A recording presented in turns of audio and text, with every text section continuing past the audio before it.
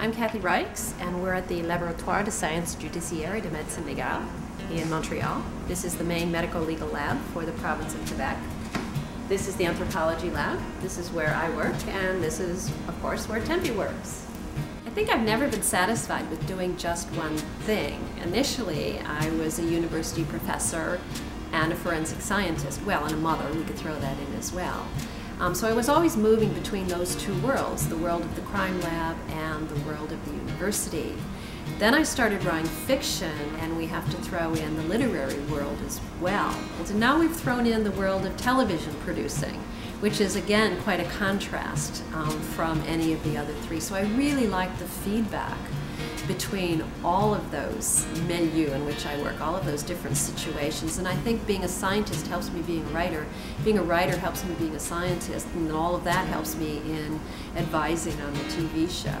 This is a child skeleton which was found on the border of New Brunswick and Quebec in 1990 and still is unidentified.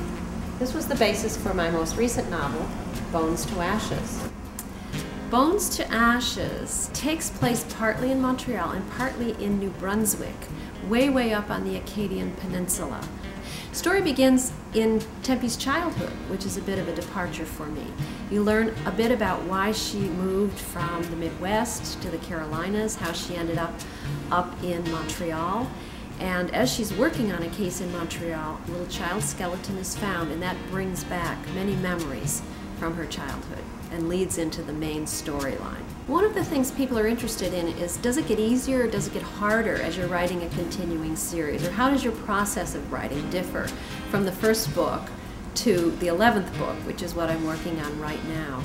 In some ways it gets easier. I have my cast of characters, I have my settings. What becomes more difficult is having to reintroduce those characters in each book, because that book may be the first one that some readers are picking up, but it may be the 10th one that some readers have already read. So I've got to reintroduce my characters, but do it in a unique and creative and different way in each book, and that gets a little bit challenging.